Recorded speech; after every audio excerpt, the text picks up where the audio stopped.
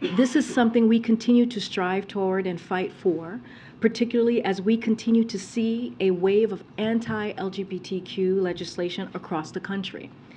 And it's why I'm so honored to serve the President and the First Lady, who have stood with the LGBTQ community for many years and will continue to stand with all those who come out.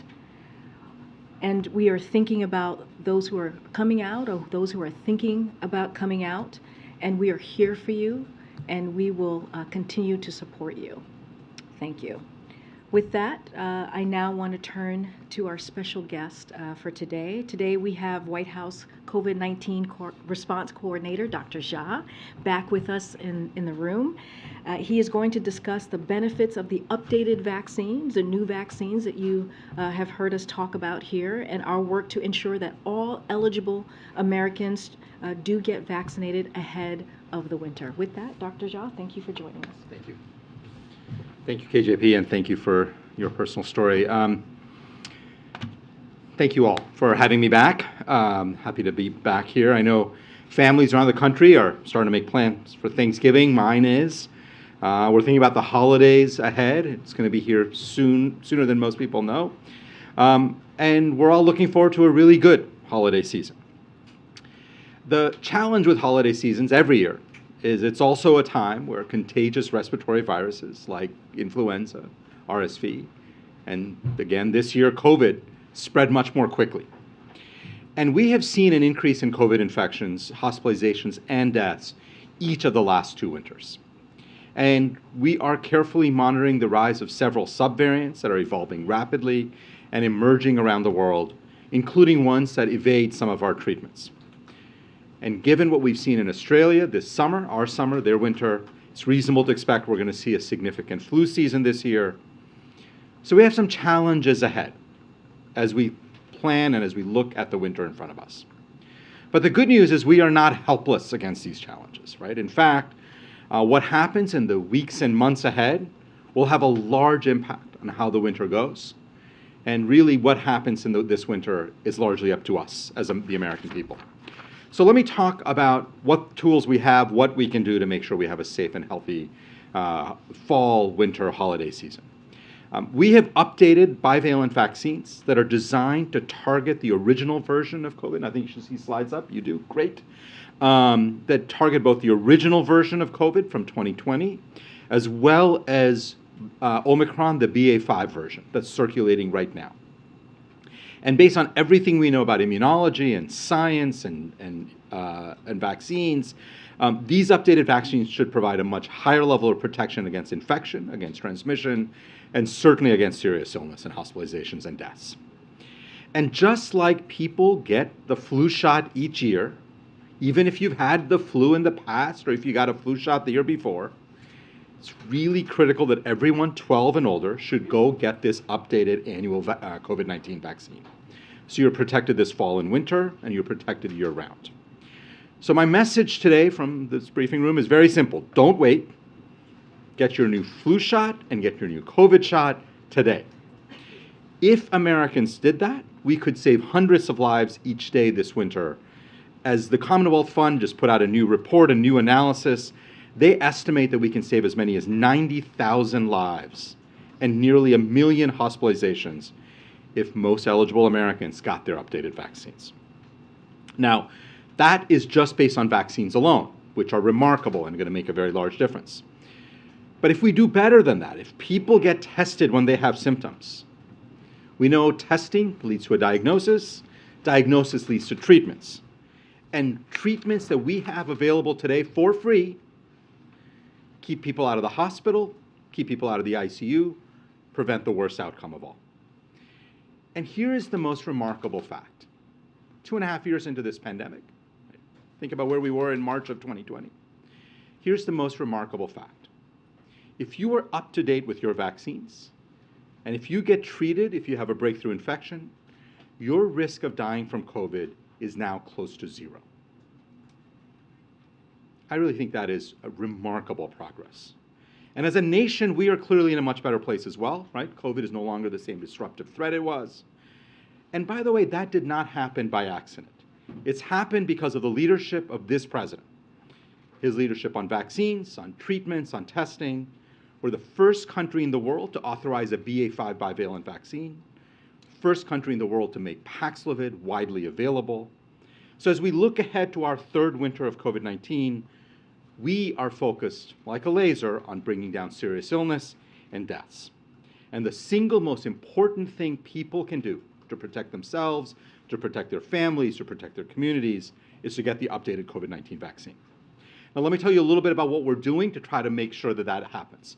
First, we've made it widely available, easily accessible, and it remains free. That's point number one. Now, we're doing everything we can to get the message out about the benefits of these vaccines. We're focused on reaching people where they are. Set up pop-up clinics in state and county fairs around the country. Last week, the Healthy Trucking of America hosted a pop-up clinic called Million Mile Celebration at the Talladega Motor Speedway in Alabama to help drivers get their updated vaccine. Next week, we're going to be at the Texas State Fair in Dallas. Week after that, at the Jackson County Fair in Biloxi. And the week after that, at the State Fair of Louisiana in Shreveport. These are just some of the things. We've been building partnerships. We have a partnership with the 100 Black Men of America, which is hosting a vaccine drive today in San Antonio, Texas, and one in Savannah, Georgia on Saturday. And we're making efforts through both targeted paid and earned media efforts in the weeks ahead. We have partnered with retail pharmacies, and we're working with trusted messengers such as faith leaders in communities across the country. We're making it very clear that getting these updated vaccines can save your life, because we know these vaccines are safe and they are effective. And beyond vaccines, let me make one other clear point, because there's a lot of confusion. When you go on social media, lots of people like to pontificate on what the data says, so let me be very clear about the evidence. If you are over 50 or otherwise at elevated risk and you get infected, you should be seriously considered for treatments, because treatments are effective, they make a big difference, they can save your life. Now, let me finish off by saying we know there's more work to do with real challenges ahead of us as we head into the fall and winter and the holidays. We're doing everything we can as an administration to stay ahead of this virus. But if we all do our part, not just us in the administration, but Congress, the American people, I remain incredibly confident we can manage this virus for this fall and winter with less suffering, and we can have a safe and healthy holiday season ahead. So with that, let me stop and take questions, but thank you. Thank you, Dr. Jha. Just in terms of the winter surge that the administration is expecting, can you be a little specific in terms of the numbers, what kind of range in terms of number of cases we're looking at? And then for the window of time that we have for people to get vaccinated ahead of the winter, like when does that window sort of close before that actually has a big effect? Yeah. So we don't have a specific estimate of how many infections. Look, there are lots of different models out there. And we are tracking both internal government models, but certainly lots of external academic models. Most of them expect that we're going to see more infections as we get into November, December, January. It's what we saw the last couple of winters, so that's not surprising. In terms of when's a good time to get vaccinated, I've been very clear about this. I think people should go get vaccinated before Halloween. Why Halloween? Because it takes a couple of weeks for your immune system to kind of generate the benefit from that vaccine, and that means you will be ready by Thanksgiving and certainly by the holidays. If you miss the Halloween, is it too late? It's not too late. Again, it takes a couple of weeks for the immune system to benefit from the vaccine. So there's no time period where the window is out and you're no longer going to benefit. You will always benefit. But the bottom line is, if you do it before Thanksgiving, you're going to see family and friends. Before the holidays, a lot of socializing that goes on in December. It's going to be a really good time to get it done before Halloween. Just a quick follow-up. Since the White House has now said the pandemic is over, can you just talk a little bit about what the message is for Americans as we head into the winter months? Can they behave as though it's business as usual as long as they're vaccinated? Yeah, so the president was very clear. COVID is not over. There's a lot of work to do. We still have 300 to 400 Americans dying every day, tens of thousands of people getting infected every day. There is a lot of work to do. What we know is that if we want to keep people safe and protect them from serious illness, which is obviously priority number one, the number one thing that people need to do is get vaccinated. And the number two is if you have a breakthrough infection, you need to get treated.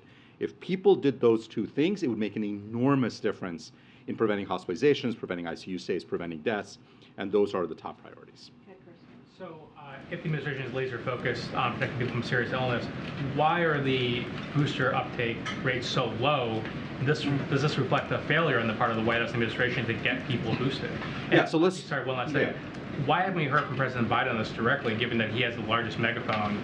You know, we heard from so much early on in the administration. Why isn't he speaking about this? So let me start off by talking about where we are with the fall this new COVID vaccine uptake. We estimate that, and again, we'll get new numbers from CDC, but as you know, those numbers always lag. We estimate that between 13 and 15 million people have gotten the new COVID vaccine through this past weekend. And we always expected this to build up over time. September, if you think about how flu vaccines tend to work, not a lot of people get the flu vaccine in September. People are just coming back to school. People are not thinking about the winter so much in September. It's really October as the weather starts getting cooler. I'm from Boston. People tell me this is Washington fall. But, you know, it is starting to get a little bit cooler here. I think as that happens, we tend to see a big uptick in flu vaccines. We're expecting more people to get the COVID vaccine. And we're going to do everything we can to get the word out. And all of us are speaking about it. And so I think you've heard about this from the Secretary of HHS, from the Surgeon General, me. I'm sure you'll hear about it from the President as well. The President has talked about the importance of going out and getting vaccines and getting boosted. So we all are very, I think, synchronized on making sure this word gets out. The rates are so low, is something not working? No, I think, look, we expected in the beginning, the vaccines rolled out in September. We expected September to be a month where it would just start picking up, and then again, we'd really expect vaccinations to start happening in October. We're out there doing everything we can to make sure that message is getting out there and helping people understand that if you want to stay safe and healthy this fall and winter, the best thing you can do is get vaccinated. Yeah, in terms of the president getting out and talking about it, when is he going to get his bivalent booster? And also, what is your advice for people like him who have had COVID relatively recently? Yeah, so we're still working on things. Look, the advice that all of us are giving is people should wait 3 months after they've had their infection. If you do the math of when the president had his infection, it's somewhere around late October. We're going to find a specific date when the president's going to get it. So I don't have a specific date to mention, but he's still in that 3-month window. Same thing for the First Lady. We're following the science here, and the evidence suggests that waiting a few months and after you've had your infection is optimal for getting the best immunologic response. You had asked for $22 billion for COVID funding for next generation treatments, next generation vaccines. That money did not come through. Are you in a bad place heading into winter? Well, so no doubt about it that our response has been hampered by that lack of funding, right? And I think even from this podium, I've explained that we still went ahead, we thought it was incredibly important to get the new vaccines. We did. We pulled money from we had money allocated for a stockpile of tests and personal protective equipment. Remember, having enough PPEs for doctors and nurses, pretty critical. We were going to have a national stockpile. We do not have an adequate stockpile of that or of tests because we had to pull resources to make sure that we had enough vaccines. We do not have funding for the next generation of vaccines and treatments. Our vaccine campaign has been more limited because of lack of funding. So Congress bears a lot of responsibility for the complexities of the moment we find ourselves in. You can't run a national response to a highly contagious and deadly virus without adequate funding from Congress. Congress has been a great partner in the past.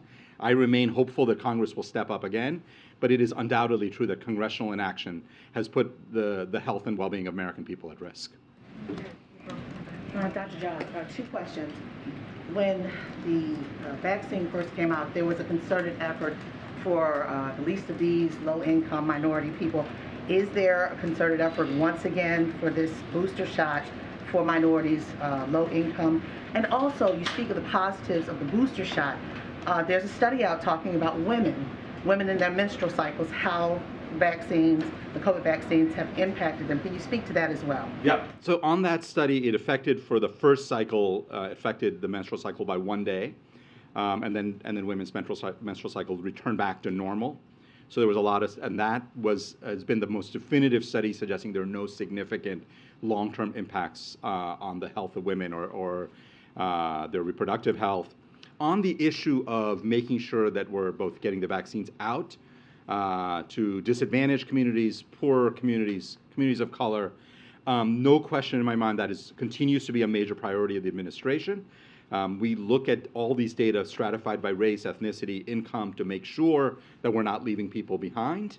That begins certainly by making sure these things are widely available and accessible in communities.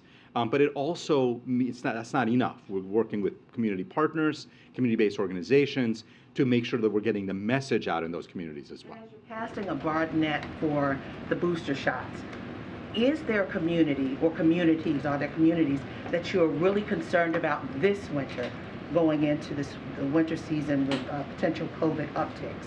Well, obviously, we're always most concerned about people who are at highest risk, right? And so what we know is that people who are older, people who live in congregate care settings, they tend to be the highest risk for poor outcomes.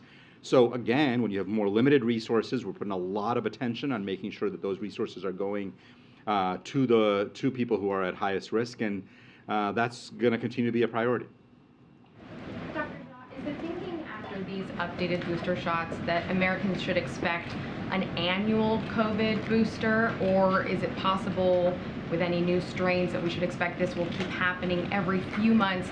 How should people be thinking about that? Yeah, so I think for most Americans, this is a once-a-year shot. And by the way, people think somehow that's, we're making news. We're really not. If you think about it, take an average 40-year-old, if they got a booster last fall, they first became eligible for a new vaccine just a month ago. So essentially, for a majority of Americans, we've already gotten into a once-a-year rhythm. All we did by calling it an annual COVID-19 vaccine is call it what it had already become. So I think the science on that is clear. For a majority of Americans who are not in the highest risk group, once-a-year COVID vaccine. I'm not saying forever. I don't know how long. Obviously, we'll see where the virus goes. For other people who are at high risk, I think about my elderly parents who are in their 80s. Yeah, they may need vaccines more often than that. And we're going to track the evidence and data. And if it turns out that for them an additional shot, let's say in the spring, is useful, obviously we're going to make sure that we do everything we can to make that available. And lastly, President Biden did tell 60 Minutes that he thought the pandemic was over. Do you share that assessment? So let me be very clear. The president also followed that up with COVID is not over. And said we are doing a lot of work. I am the COVID response coordinator. We are doing a lot of work to fight COVID, right? Hundreds of Americans are still dying every day. We think it's really important to protect Americans. And I know that for the work we are doing on protecting Americans against COVID, we have the full support of the president, and that continues to be the focus of our work. Go ahead, and then Tyler. Doctor, can you tell us your assessment of the new variants we're seeing and how infectious that you think they are, even for people who are fully boosted? And also, just what scale could this winter surge take? Or do you think it could be like Omicron levels from last winter? Yeah, so predictions are always hard on these things, right? Because the virus continues to surprise us and continues to evolve. There are 3 or 4 subvariants that we are tracking most closely. They are, in different parts of the world. And they all arise either from a BA2 or a BA5 kind of lineage. And the reason we're tracking them is because they either have a lot more immune evasiveness or they render many of our treatments ineffective. Those are the 2 major things that get our attention. The good news is all of these subvariants do arise from a BA2 or BA5. That means our updated bivalent vaccines should provide a much higher degree of protection than the original prototype vaccine would have. Obviously, we're going to do the studies to figure out how much protection, but I'm confident that our vaccines will continue to work very well, certainly against protecting against serious illness. And then the curveball that we got last Thanksgiving with Omicron, none of us obviously can predict that with any certainty. So our job is to not be in the prediction business, but to be in the planning business. And so we have a whole set of efforts that we're leading in the U.S. government to be ready should Mother Nature throw us a true curveball like what we saw last spring. And then Tyler and Karen, you can answer. In the first vaccination campaign, before you took this role, the Biden administration set goals for the percentage of Americans that they wanted to get vaccinated with 70%. Right now, it's less than 4% of U.S. adults. I'm wondering, around that number, I'm wondering if you guys are setting a new target for what you'd want to hit by Halloween, or if there's a goal that you guys are setting on the front. Yeah. To be perfectly honest, we've set no internal goals, no external goals. We just have, my feeling on this is we want to get as many Americans vaccinated with the updated vaccine. We think it's clearly a better vaccine, an important upgrade from what we had before. And the more Americans, the better. So people often ask me, do you have a goal for how many people, how low you want to drive deaths down? The answer is no. Like, we have about 300 to 400 Americans dying every day. too many. We want to drive that lower. 200 is better. 100 would be better than that. So we're not setting targets. We are focused on driving deaths down, getting more people vaccinated, and with a very simple goal, which is more vaccinations better, lower deaths better. And then just a quick follow-up. I know you've added some context to the comment that the president made on 60 Minutes, but do you think that his comment saying the pandemic is over has contributed to the lack of uptake in vaccinations for this new bivalent vaccine? Yeah, let me be very clear about this. Majority of American adults go out and get the flu shot every fall. They don't do it because the president comes out and says we have a flu pandemic. Right? They get it because they understand that the best way to protect themselves during the fall and winter is to get the flu vaccine. In very much the same way, I think a majority of Americans understand that we're still, in a situation where COVID is around, it's still infecting a lot of people, getting a lot of people sick. Obviously, way better than where we were, and the best way to protect themselves is to get the COVID vaccine. So I don't think the president's comments has anything to do with what's happening right now. Two follow-ups, if I can, on topics that you talked about. When you say that you expect there to be a pickup in the pace of vaccines in October, did the White House miscalculate the demand for these new boosters when you asked Congress for the money for this? No, remember, we had no money for this, and we thought it was really important, and I still think it's really important, that we have enough vaccines for Americans, for any American who wants it. And so we had no money. We asked Congress for money. Congress chose not to fund it. We went and had to pull money from other really important programs. We purchased about 170 million doses. One of the things that we know is if we want to make it available in rural communities, if we want to make it available at motor speedways, you're not going to use up every single last dose. You have to be able to willing and be open up a dose of 10 and know that only 8 or 9 might get used.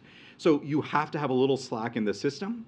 And based on all the calculations, I think we've made sure to purchase enough vaccines so any American who wants a vaccine can get it. You mentioned about pulling money from stockpiles of tests when you were talking about, to Tam's question. Knowing that you can't answer what might be coming in the fall and winter with the surge, should Americans be buying tests now and stocking up on tests so they have them in preparation for what could be coming? What I would say is, the calculations that HHS had done, again, I think these were done before I arrived, suggested that if we got another Omicron-like event, we should have about 900 million tests in a stockpile so we can get it out to the American people, because it would take us 4 to 6 weeks for domestic manufacturing to ramp up again. We're going to have nowhere near that. So that is a real problem. We are going into this fall and winter without adequate tests because of congressional inaction.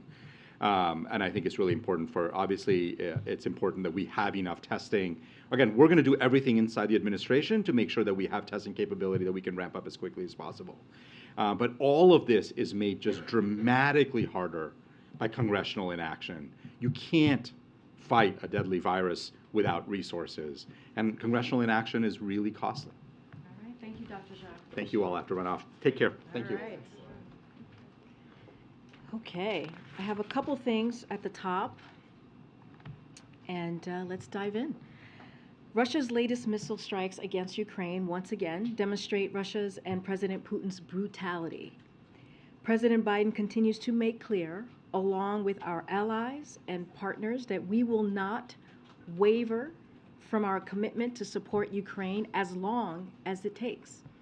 Yesterday, President Biden spoke with President Zelensky and pledged to continue providing Ukraine with the support needed to defend itself, including advanced air defense systems. And today, G7 leaders met virtually for more than 90 minutes to continue coordinating our efforts to impose costs on Russia and provide Ukraine with economic security and humanitarian assistance. President Biden has also discussed with G7 partners what more we can do together to prioritize air defense capabilities for Ukraine, which has been and will continue to be a U.S. priority. Secretary Austin will continue that discussion at the Ukraine Defense Contact Group in Brussels. That will be tomorrow. Today, as well, the president also welcomed a historic breakthrough in the Middle East. After months of mediation by the United States, the governments of Israel and Lebanon have agreed to formally end their maritime boundary dispute and establish a permanent maritime boundary between them. The President spoke this morning with Prime Minister of Israel, Lapid, and President of Lebanon, Michel Aoun, who confirmed the readiness of both governments to move forward with this agreement. We want to also thank President Emmanuel Macron of France and his government for their support in these negotiations. The President has long believed that energy, particularly in the Eastern Mediterranean, should serve as a tool for cooperation, stability, security, and prosperity, not for conflict. He first worked on this issue nearly a decade ago as Vice President and is pleased that U.S. mediation and persistent diplomacy finally led to this breakthrough today. The agreement will provide for the development of energy fields for the benefit of both countries, setting the stage for a more stable and prosperous region and harnessing vital new energy resources for the world. It protects Israel's security and economic interests, critical to promoting its regional integration. It provides Lebanon the space to begin its own exploitation of energy resources and marks a new chapter of hope following years of crisis. And it promotes the interest of the United States and the American people in a more stable, prosperous, and integrated Middle East region with reduced risk of new conflicts. All central themes of the President's visit to the region this past summer. We are pleased to have achieved this breakthrough today and congratulate everyone involved. And finally, I also want to recognize that today is International Day of the Girl. Today is an opportunity to celebrate the power of young women and girls around the world by championing their safety and rights. In particular, today we are thinking of the brave young women and girls leading the ongoing protest in Iran. Women should be able to express themselves how they want and wear what they want, free from violence or harassment. There's still so much work to be done to create an equitable country and world for our daughters and granddaughters. The Biden-Harris administration has and will continue to prioritize that work by creating opportunities for economic security and advancing equal access to education, job training, and jobs, by fighting to protect and expand girls' access to health care, and by working to address the scourge of gender-based violence wherever it occurs. President Biden and Vice President Harris will continue to speak out for women and girls around the globe. With that, Chris, you want to kick us off? Sure. There's been talk about reassessing the relationship with Saudi Arabia. What is the administration prepared to do at this point as far as reassessing it? It would involve weapons sales, diplomatic relations. Can you talk about some of the options here? So from the beginning of the administration, since taking office, the president has been very clear that the United States needs a different sort of relationship with Saudi Arabia. He has said that from very early on. And I have said this last week when OPEC made the decision to align their energy policy with Russia's war aims and against the American people, further underscores that reasoning to realign that relationship, to reevaluate that relationship with Saudi Arabia. We are reviewing where we are currently right now, and we'll be watching closely over the coming weeks and months as well, consulting with our allies and also with members of Congress, and decisions will be made once that policy review is underway. And but to be clear, I'm not going to get ahead of that, but that's the process that we're going to take next. For the review? Don't have a timeline, but clearly this is something that we're going to closely monitor. And we have said from the beginning we need to kind of reassess and have a different relationship with Saudi Arabia, and especially after the decision that was made by OPEC Plus. And we were very clear about that last week. Go ahead. Thanks, Karine. Does President Biden believe that Saudi Arabia sides with Russia in this war? Well, we believe by the decision that OPEC Plus made last week, they certainly are aligning themselves with Russia. And right now, this is not a time to be aligning with Russia, especially with this brutal, unprecedented war that they have started in Ukraine. And we have been very clear about that. The president has been very clear about that since the beginning of this war. And so this action that they took, this decision that OPEC Plus made last week, proves that that's where they are aligning their energy policy is with Russia. So given that, Senator Bob Menendez, the chair of the Foreign Relations Committee, has proposed that the U.S. basically stop selling arms to Saudi Arabia, is that something the president would consider? Again, the president has been very clear that we need to find a different sort of relationship with Saudi Arabia. We are going to look at, assess our policies, get a sense of how we're going to, actions that we're going to take. And so we're reviewing this. I don't want to get ahead of the president's decision, but again, I don't have anything specific to that particular question, but we are going to have a review of where we are and take a really, really deliberate close look. Thanks, Karine. Ahead of the UN vote tomorrow on this draft resolution condemning Russia's annexation of parts of Ukraine, could you walk us through what's at stake for the administration, particularly as it relates to President Biden's push to keep this coalition united this far into this war? Well, we have been very clear about what we're seeing, the aggression against Ukraine by Russia. We and our allies in Europe, our allies across the globe, one thing I would say is when we started this process, Putin had thought that he would bring forth a weaker NATO, that there was no way that we would have this strong alliance. And what we were able to prove, the president, because of the president's leadership, is that now we see an alliance that's even stronger than it's been in modern times. Our coalition is strong. We have held the major democracies together. Putin has been counting on a split, as I just said, and he hasn't had it. It has not happened.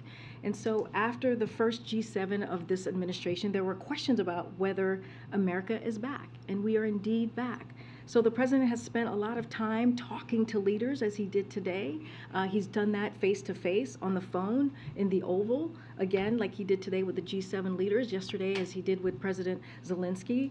And look, we are going to continue to have these conversations. It is important for this alliance to stick together. But you heard, I'm sure all of you saw the readout, the statement from the G7 and what they are going to continue to do, continue to provide economic assistance and security assistance to Ukraine. They're going to continue to call out Putin and what he's doing with the annexation, what he's doing with the nuclear strikes, and you are seeing a stronger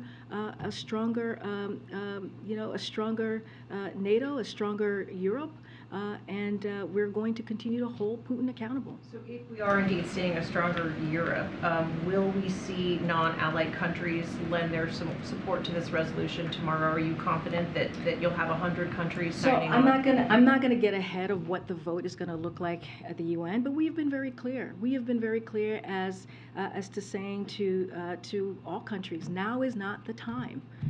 Now is not the time to support Russia's war. Now is the time to speak out as we're seeing this brutal war that was started by Mr. Putin.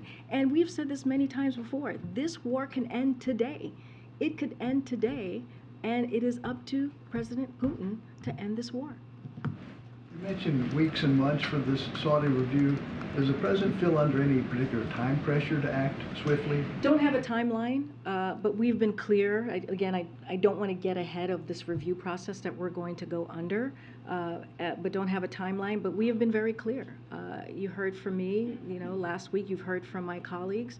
This OPEC Plus decision, on their energy policy, was indeed self-serving, and it's going to hurt, middle and low economies, countries across the country, and that is a problem. Who's leading the review? I don't have a person in particular to speak to who's going to be leading the review. Clearly, this is an effort across the White House that we're going to push forward with. Clearly, the National Security Council is going to be involved in this review as well. But this is something that the president is going to take very seriously, and we'll have more to share. I don't want to get ahead of it. And last thing, what does the White House make of these reports that Elon Musk has been talking to Vladimir Putin about Ukraine? So we've been very clear. I was asked a similar question about this last week about Elon Musk. Look, the president has been clear as well and believes that decisions about negotiations are decisions for Ukraine to make. Nothing about Ukraine without Ukraine. We have said that for months.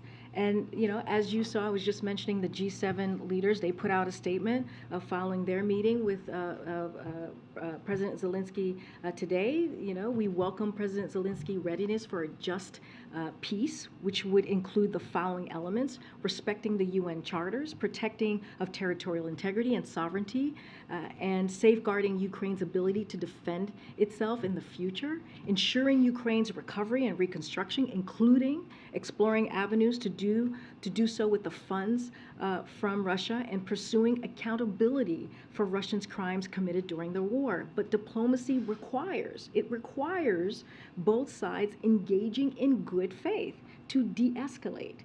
And we have seen no signs at all from Vladimir Putin that he is prepared to stop the onslaught and the atrocities. So he could stop. Again, this war today, this is a war that he started, and he could stop it if he wishes.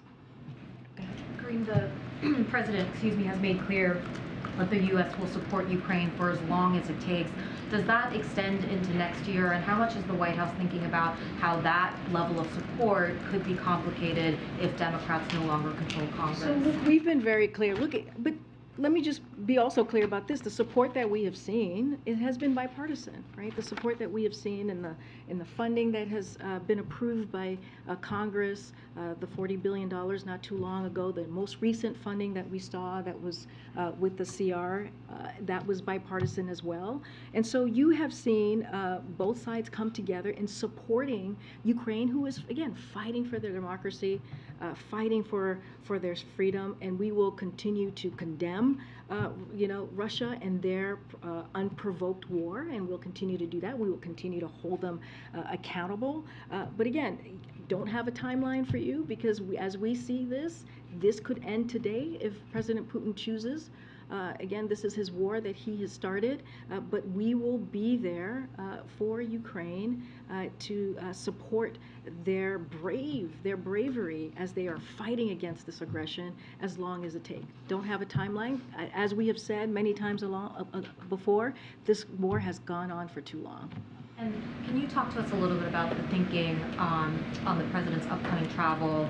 He's going to the West Coast tomorrow. He isn't visiting Arizona or Nevada. I mean, we have 4 weeks until the midterm. Should we expect to see him travel to some of the more competitive states, campaign alongside some of the candidates who are in very competitive races? So, as I've said many times, we here at the White House, this administration, we respect the Hatch Act. So I'm going to be very mindful of that, and I cannot speak of the 2022 midterm elections or any elections from this podium. But, we've been very clear that the president's going to go out, the vice president's going to go out, the cabinet secretaries, and you'll see Democrats in Congress. They're going to talk about the success that we have seen in this administration in the last 19 months. And, we have talked about the bipartisan infrastructure law and how that's going to change. That's going to change our infrastructure, repair our bridges and roads, and it also strengthen our supply chain.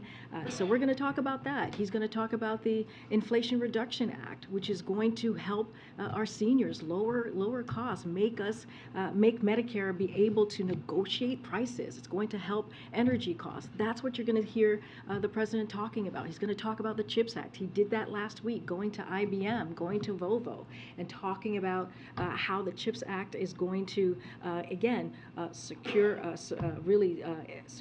and protect our national security, make that stronger, but also bring back manufacturing jobs right here in the U.S. and giving the opportunity to those businesses to come back and actually really do the things that we have been wanting to see in this country for decades now, create good paying jobs. And so that's what you're going to hear the president talk about his economy, how he's able to put forth a policy that really doesn't leave anybody behind, builds the economy from the bottom up, middle out. And so that's what you're going to continue to hear from us. I don't have any specific locations to share in the next 4 weeks, but of course the president loves being out there, and you'll continue to see the president traveling. I guess I was just wondering, if he is eager to talk about his accomplishments on a trip like this one where he is going all the way to the West Coast. Would there have been deliberations over why not go to a state like Arizona or Nevada to talk about those accomplishments? Look, he's going to go to California, he's going to go to Colorado, he's going to go to Oregon to talk about those accomplishments. There'll be many more trips to announce and for the president to be out there and talk directly to the American people. I don't have anything more specific to lay out as to where he's going in the next 4 weeks. But again, I also want to be very, very mindful of what I say here at the podium as well. He's not welcome on the trail, correct, Karine? We get the consumer price index for September on Thursday. What does the administration expect from that? So you're talking about the CPI, the upcoming number on inflation. So look, the president has made, as far as his economic policy, he's made lowering costs for the American people, bringing the inflation down his #1 economic priority, and that continues to be continues to do that.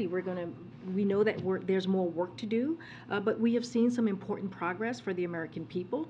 A couple of things that I lay out. We've seen real disposable income and real consumer spending both increase in part thanks to the strength of our job market.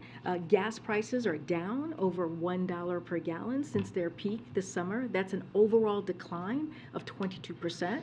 And we're giving families a little bit more breathing room. I just talked about the Inflation Reduction Act that's going to lower cost as we think about healthcare, as we think about energy and healthcare premiums, to be more specific. And here's the thing.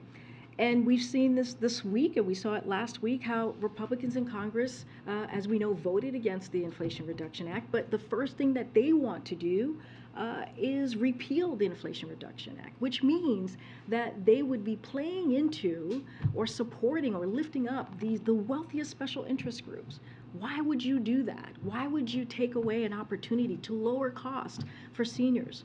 Why would you take away the opportunity to lower costs when it comes to energy? Why would you take away the opportunity to fight climate change in a way that we have not seen, in an investment in a way that we have not seen? And so that's how we see the important progress that we have made. Clearly, we will be paying close attention to that data as it comes out. The Federal Reserve has been responding to these inflation reports by raising interest rates, and the White House's response to that has been to say the Fed is independent, we respect their independence. Is there ever a point where that might change, where the White House might consider critiquing Fed policy, particularly if we fall into a recession? Again, we've been very clear about the Federal Reserve. They are independent. We believe that they have the strongest monetary policy to deal with this moment, and we are going to allow them to do the work that they are currently doing. I'm not going to be responding to any actions that they're taking, because we truly do believe in the independence of the Fed. Go ahead, Eli. Thanks, Karine. The president has condemned racism many times since taking office. I wonder if he's followed the situation on the Los Angeles City Council with Nuri Martinez and the leaked recording of her using racist remarks to describe a colleague's black son. She said today she's taking a leave of absence, but there are others, Senator Padilla, Mayor Garcetti, who have called for her to resign. Has the president followed this? Does he have a reaction to what's going on? Yes, he's followed this. Spoke to him about it yesterday. Look, the president is glad to see that one of the participants in that conversation has resigned, but they all should. He believes that they all should resign. The language that was used and tolerated during that conversation was unacceptable, and it was appalling. They should all step down. And here's the difference between Democrats and MAGA Republicans. When a Democrat says something racist or anti-Semitic, we hold Democrats accountable. When a MAGA Republican says something racist or anti-Semitic, they are embraced by cheering crowds and become celebrated and sought after endorsements. Senator Tuberville, let's not forget, this just happened, saying black people commit crimes. Doug Mastriano attacking his opponent in Pennsylvania governor's race for sending his children to a Jewish day school. The president used to say, and I'll quote the president right now, quote, hate never goes away, it only hides. But lately, it's just one in the open at these extreme MAGA rallies. It's just out, pardon me, it's just out in the open at these extreme MAGA rallies, end quote. So the IMF cut global forecast today and for the U.S. I'm wondering if that forecast matches what the White House is seeing internally, and if you have any concerns about their warning that the worst is yet to come. So I've said this before, and I'll say this again. The president has a message for the American people, and he wants them to know the following: because of Americans' resilience and the economic strategy we pursued from day one in this administration with his economic policy, the United States of America is in a stronger position than any other country to navigate what we're seeing currently, these global challenges, and what we have seen during the 19 months of this president's administration. And so that is the first thing that we want to make sure that the American people understand. Look, jobs are up, incomes are up, people are back to work, and American manufacturing is roaring back. And the economic legislation signed again by this president, when we think about the Inflation Reduction Act, when we think about CHIPS Act, are encouraging investment right here in the United States. That will make our economy stronger and more resilient for years to come. And that is also something important to note. So now, of course, we're going to continue to monitor this closely. We're going to watch this closely. The president continues to meet. He's going to meet with his senior members of his economic team, as we have set updates about that these last 2 weeks on the global economic development. That is important. We take this very seriously, and this is meetings that he regularly does. And so, but we believe we are in a stronger position than many other many other countries when it comes to dealing with global challenges. One more. The president of Poland said that he's asking to share nuclear weapons with the U.S. Has the administration received that request, and what will they respond? So I've seen those reports. I don't have anything to share on that at this time. Just one quick one. Is the White House concerned that one of the 12 railroad unions that needs to sign on to this contract that the president helped negotiate, one of those unions has voted against the contract, and I believe it needs to be unanimous. So where does that leave this situation? So the BMW, pardon me, and the railroad employees have agreed to a cooling off period that extends well into November, giving them adequate time, we believe, to continue their work and ensuring that our economy is under no immediate threat. The president remains focused on protecting America's families, farms, businesses by avoiding a rail shutdown. Both sides have said they share that goal. One union's rejection, as you were just laying out, Tam, of the current proposed contract does not mean we face an immediate rail shutdown, but it does mean that the union and the employers have additional work ahead to agree to a contract that the union members will ratify themselves. So unions are democratic, as we know, organizations. That's how they function, that's how they work, and contract ratification is part of that process. These negotiations have gone on for years. This is nothing new. We've seen this before, and have often been acrimonious. So it's not surprising that universal members approve of the new contract and would have challenges. Again, we stand ready to assist at any time, but again, this is not unusual. Thanks, Karine. Just to follow up on some questions from my colleagues about this review in Saudi relations. You said the president is taking it very seriously, but you also said there's no person leading it or a timeline for it to be completed. Is this more of a rhetorical strategy, or is there actually a review with some sort of substantive plan and action? Because today there's been no details about that. Look, he's already directed, the Department of Energy to deliver another 10 million barrels of oil from the Strategic Petroleum Reserve, and he will continue to direct additional release as appropriate. So he's taken actions. He took a. No, I get you, but I want you to know that he is taking this seriously by taking action on day one, and so he will continue to take those types of actions and use the tools that he has to make sure that we're dealing with this incredibly important issue. Look. The president has said from the beginning of his administration that we need to redefine this relationship that we have with Saudi Arabia. This is something that he has said for some time. And because of their action, they took this action just last week, the OPEC Plus decision that they've made. And I have said this, I've said this plenty of times at this podium already, is that we see that they're aligning their energy policies with Russia. Look, I'm not going to get ahead of this. You will hear from us when we lay out what actions we are going to take. We're going to review them. But again, I'm not going to get ahead. And this is something that we take very seriously.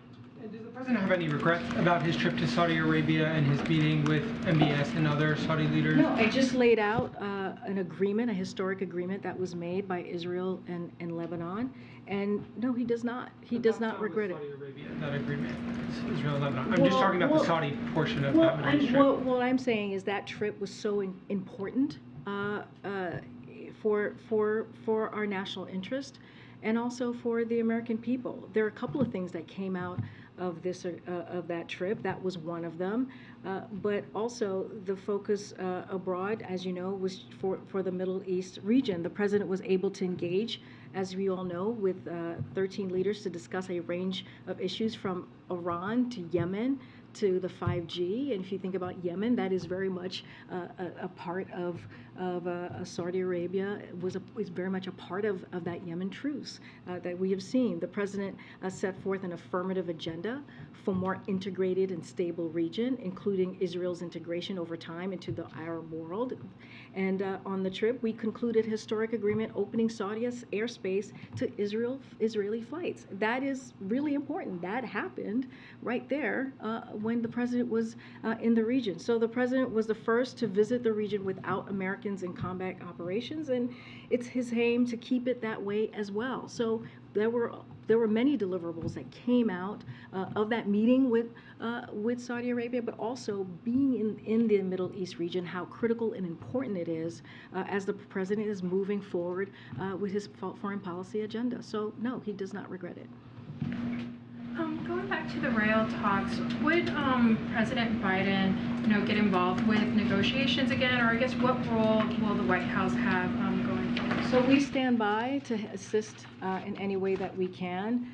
Look, as you know, the Railway Labor Act establishes the process under which we are working in. Under the law, the president has the authority to establish an independent president emergency board, and he did so. He did that back in July. And once the board publishes its report, the onus returns to the parties to resolve the dispute themselves through collective bargaining. So this is what we're seeing currently. So President Biden continues to support the collective bargaining process as a way to ensure working people have a voice in their pay and conditions of work.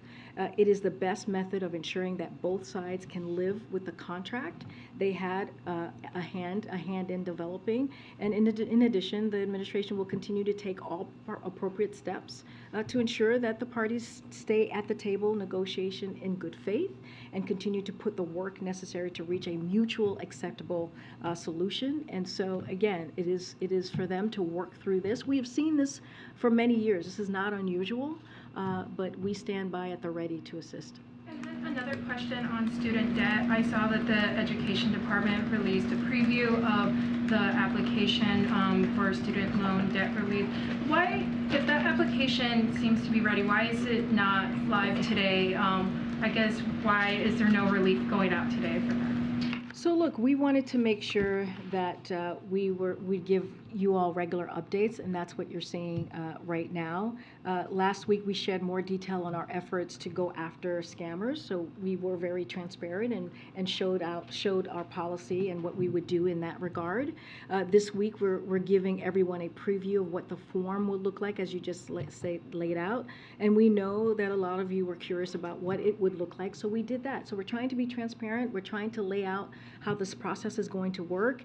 In short, the form is simple. It's easy to do. It should take less than 5 minutes to complete, and it'll be available on mobile and desktop this month. And we'll continue to provide regular updates. Look, it's taking some time, but the Department of Education is very much focused on this, and as soon as we have information on when that date will be for application sign-off, we will share that. But again, every week we're trying to share additional information for all of you because we know how the curiosity, not just for all of you, but also the borrowers out there who will be eligible for this.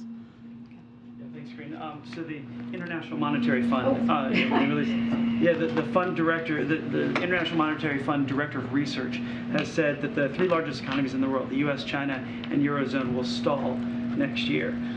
Does the president bear any responsibilities for the higher inflation or a stalling economy? Well, wait, say that one more time. You're talking about the global? IMF Director of Research, with their report, their global report came out. He said that the three largest economies in the world, the U.S., China, and the Eurozone, will stall next year. And so I'm wondering if the president bears any responsibility with his policies for the inflation and what they're calling a stalling economy. Okay, we got to step back here and look at what the president walked into here, right? When you think about we've been here for about 20 months. When he walked in, businesses were closed, small businesses were closing down, schools were not open, and we were during a pandemic or at the beginning of a pandemic where thousands of people were dying a day. That's what the president walked into.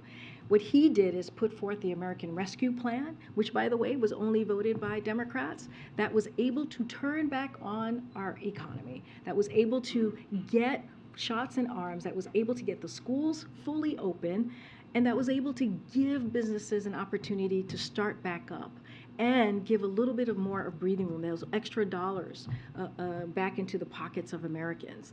That's what the president was able to do, and he continued that with the bipartisan infrastructure legislation. He continued that with the CHIPS Act. He continued that with the Inflation Reduction Act. And let's not forget the work that we have done, this president has done these past several months to get gas prices down. Why did this all happen? Is because of the global challenges that many countries across the globe have been facing.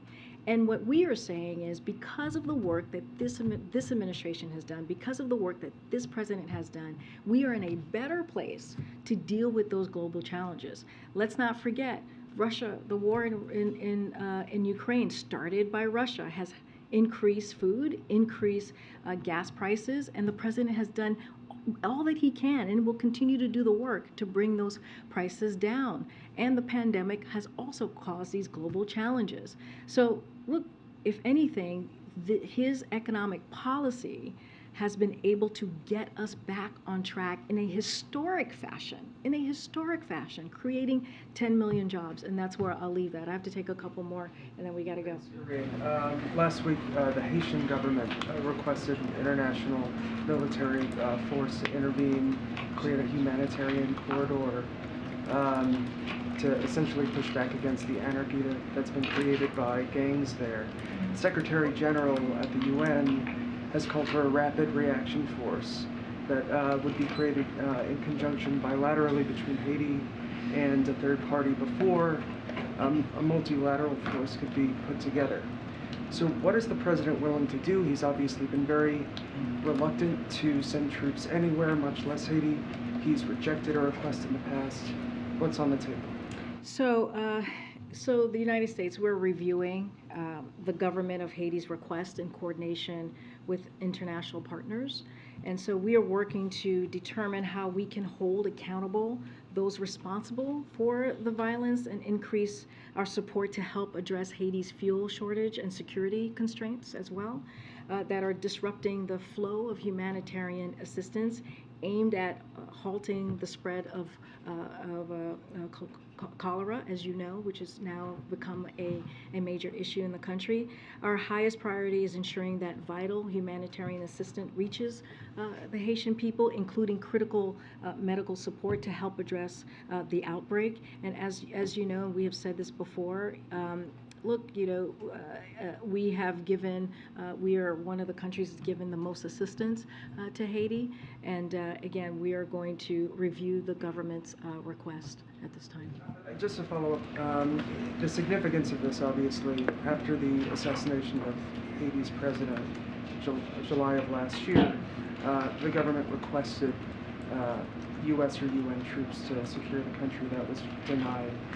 The administration had a special envoy for Haiti who resigned in protest, in part because he advocated for U.S. troops on the ground, and the State Department said it was a non-starter. So my question is this actually on the table? Has it reached a point in Haiti where where you would reconsider that significant pause? Look, I don't have. We're reviewing the request. Don't have more to add. But it is something that we have received, and we're gonna review. So look,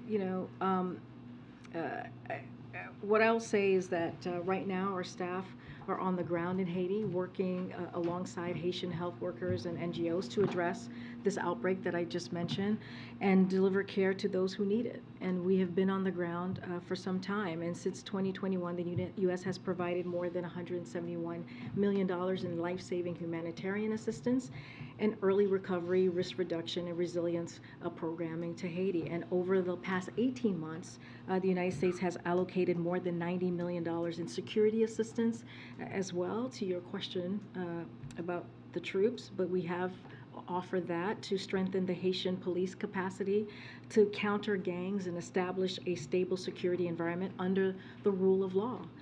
This supports includes advising, training, equipping, and vetting of special police units, as well as programs to reduce violence in Haiti's most affected communities. And that's the work that we have been doing for some time now, for the past 18 months. Okay. All right. Okay. Okay. Thanks, guys. All right.